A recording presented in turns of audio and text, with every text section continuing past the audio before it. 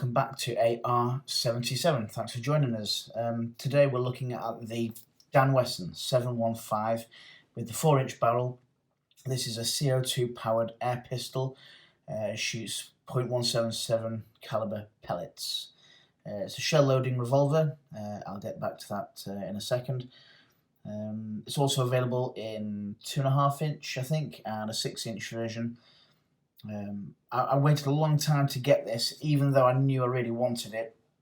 I don't know why, really. I think it's just one of those you kind of go, well, they're around, and there's other guns that seem to come and go, so you need to jump on those while they're available. And this one got pushed back and got pushed back, and it's not the cheapest of pistols, so it kind of took a bit of time. Anyway, I got my hands on one, and I'm very pleased that I did. This is a very, very nice pistol. Let's have a look at it then. Let's have a look at the Dan Wesson 715. Now, I think in reality, if you were to buy a Dan Wesson 715, I think it comes with interchangeable barrels. I might be completely wrong on that, but I believe the barrel is kind of interchangeable. It's as have a number of Dan Wessons previously. So I think with the 4-inch barrel, I think it's more likely to be just carrying on that kind of underlug there without this. I don't think it would have this kind of, what do you call those? Rails. Goodness me. The sort of Picatinny rail on the front. I don't think you'd have that on the real 4-inch version of the 715. But I actually quite like it. I know that it puts a lot of people off, but I think it just gives that front end a nice bit of kind of, what's the word, kind of a more aggressive front end. And because this kind of rubberized sort of hug grip at the back here dominates the sort of rear portion of the pistol, I think that balances it out. There's a bit more going on at the front, and I quite like that. I'll say this straight away, that having had this now for a few days, fired it a few times, and held it quite a bit, I am definitely going to go and buy the 6-inch version. Definitely. It just looks like a fantastic pistol. These, I think, are the best revolvers you can get from a pellet shooting point of view, for a replica point of view. Just a nice thing to have in your collection. I think these are the best that you can get. And even as I say it, I can have this image flashing in front of my eyes of the Colt Single Action Army. Yeah, I might have to retract that statement. This is a great pistol, though. This is a great pistol. The jury's out on which is the best. You got to be careful what you say, because as soon as you say that the one gun is the best, you think of another one in your collection and you go, oh, actually, I'm not sure. Anyway, I digress. Let's have a look at this lovely pistol. So what we have here is a full metal kind of body and frame to the pistol.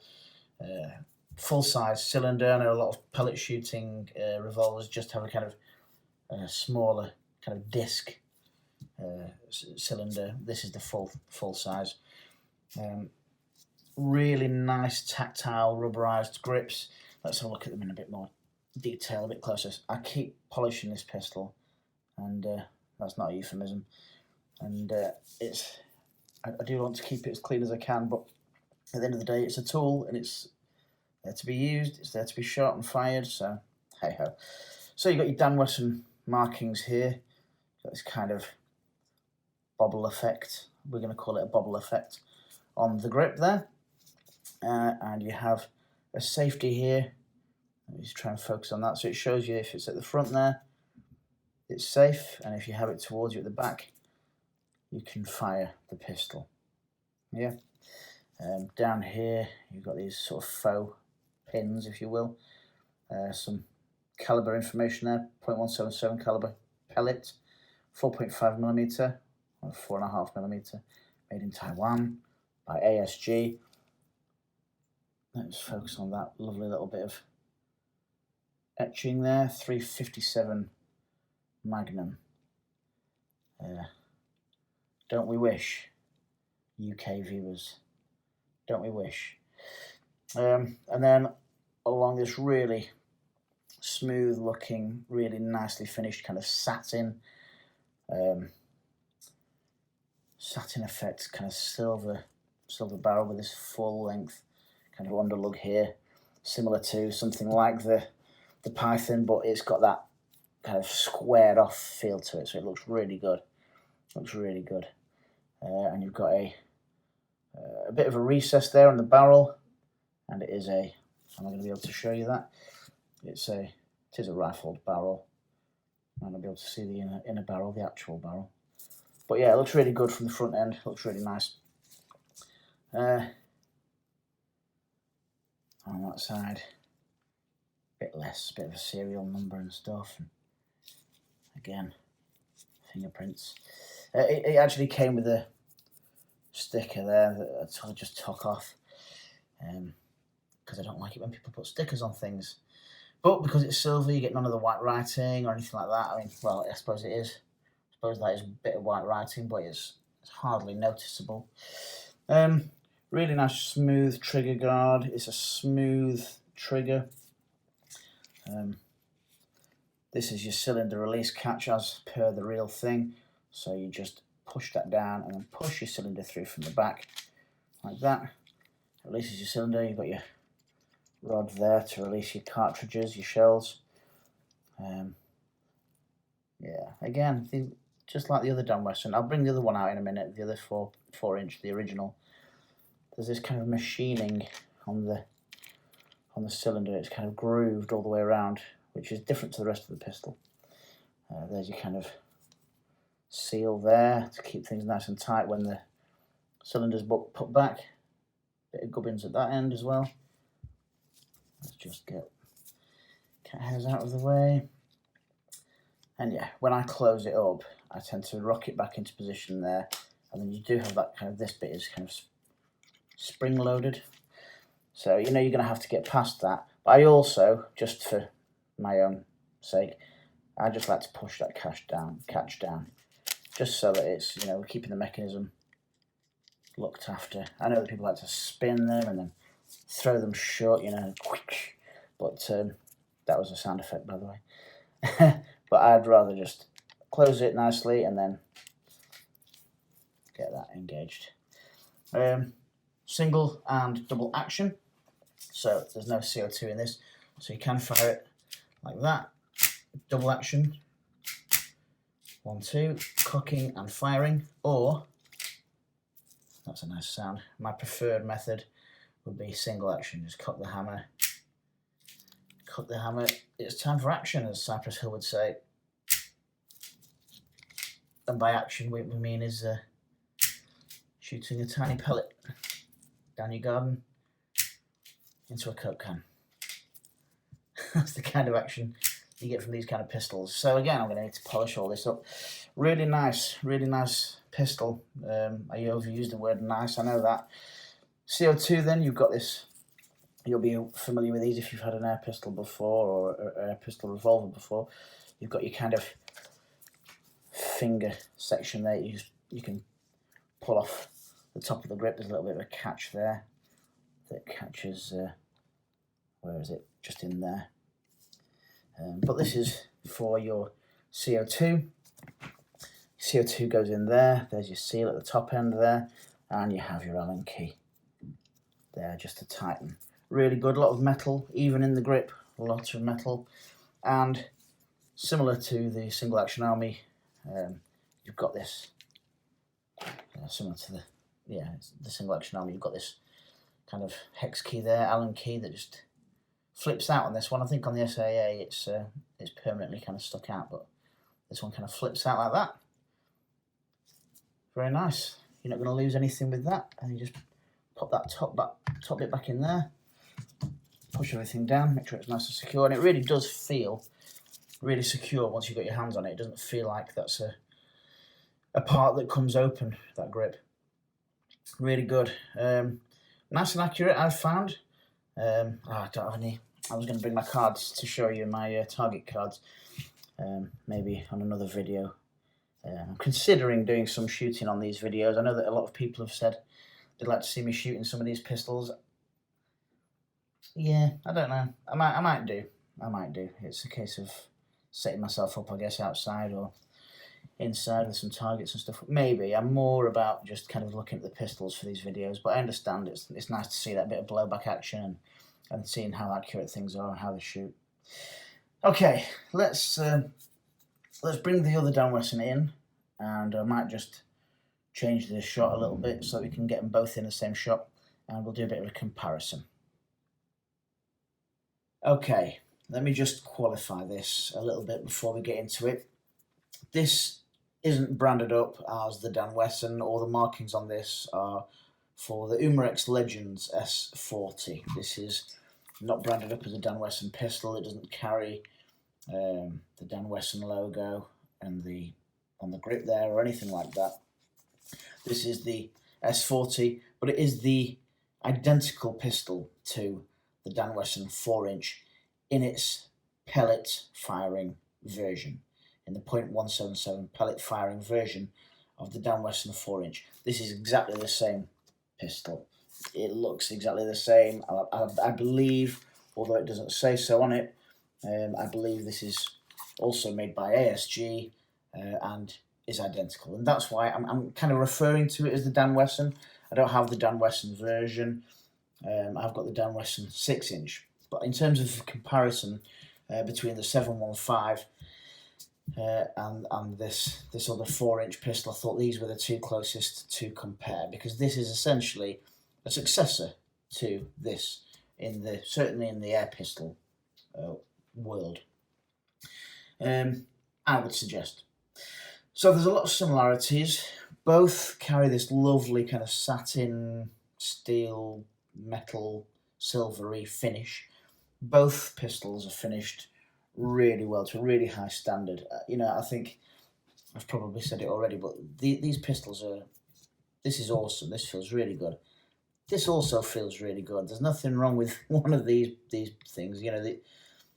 If this was your first air pistol, I think you'd be pretty much over the moon, because these are really, really good, and I still really enjoy shooting this.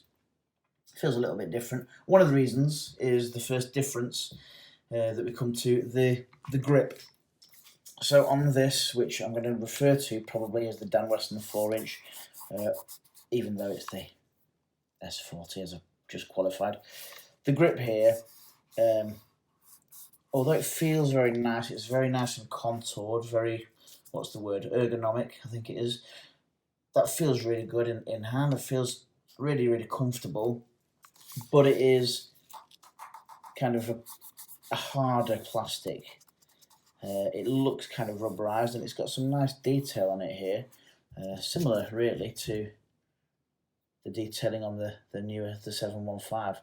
I say newer, these aren't new anymore. These have been out for quite a few years now. But yeah, so similar in terms of the detail, although you can see it's broader at the bottom here, that's a bit narrower. That just feels like, again, I've used the comparison on other pistols, that feels like someone's got a piece of clay or plasticine or something, just squeezed it into the perfect hand shape. That really feels quite intuitive. But this is that's a tough rubber, a good quality rubber. This is plasticky.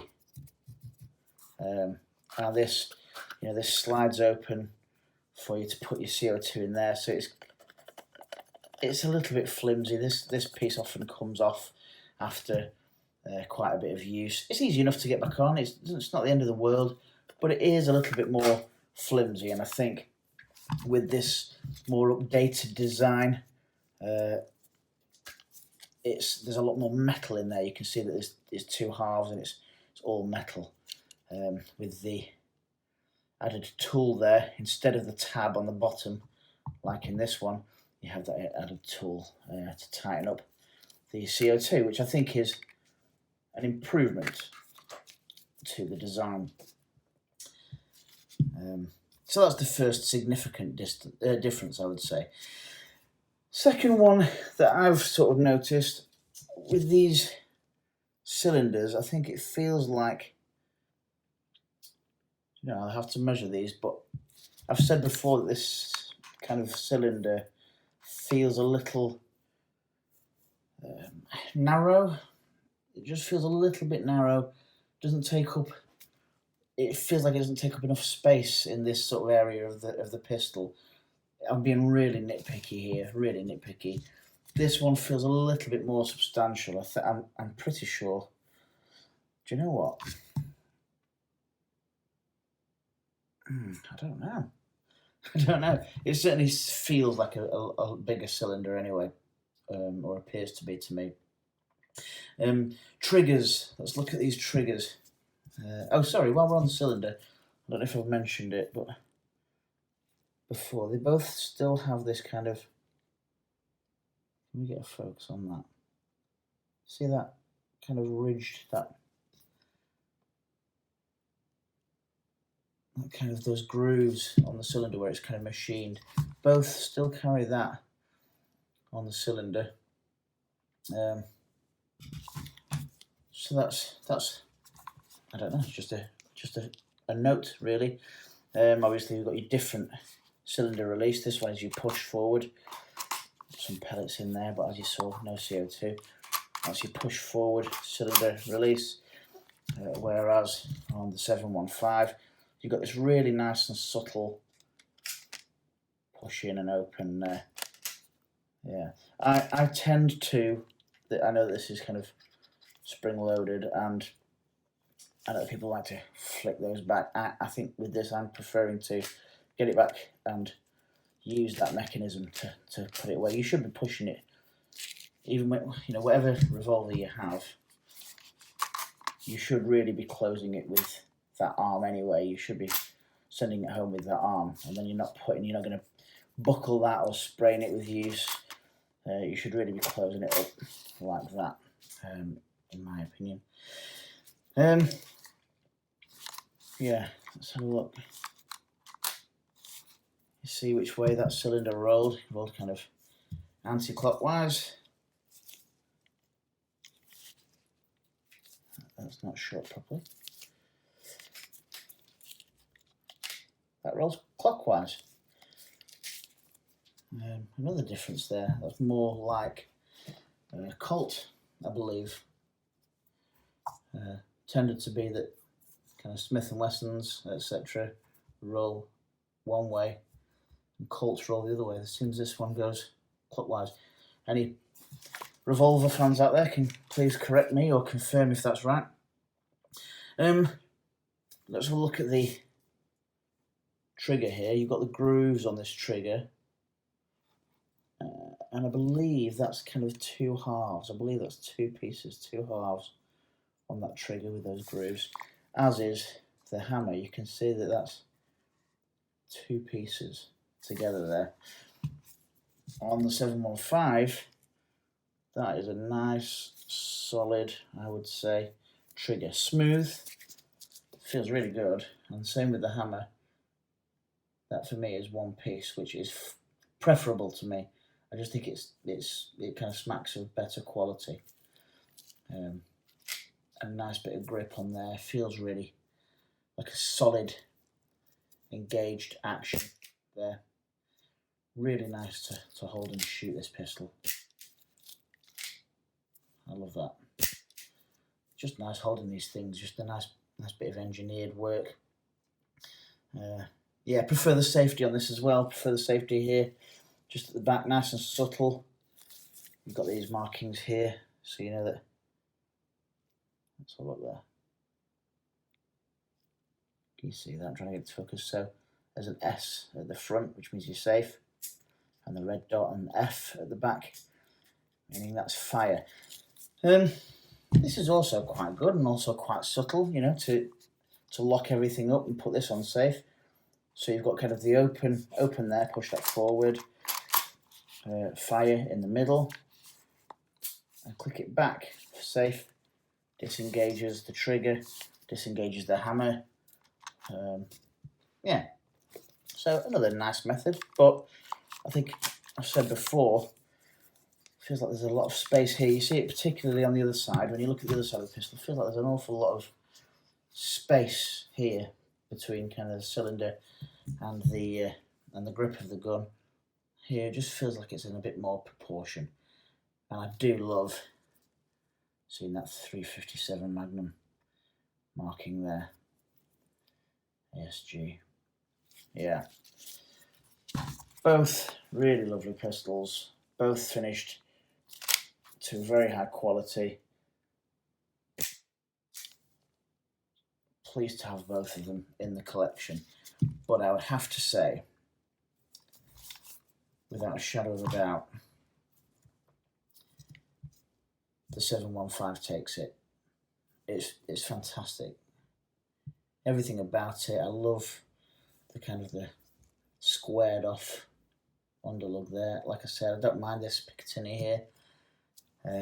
Adjustable sights, really nice kind of Hogue style grip. There, rubbery, really good to get a grip on. Yeah, really nice. And I guarantee that you will need extra rounds for whichever of these you buy. So get yourself a box for some ammo. There for him, there for him. Plenty of food for them both to munch on there. I hope you enjoyed the video. Please like, give it a share, subscribe, join the channel, say hello. Let me have your opinions. Let me know if you disagree with me. Let me know if you agree with me. Let me know if there's anything specific you'd like to see. I'm not going to guarantee that I'll do it, but if it's something I haven't thought of, I'll definitely consider it. Thank you for giving me your time.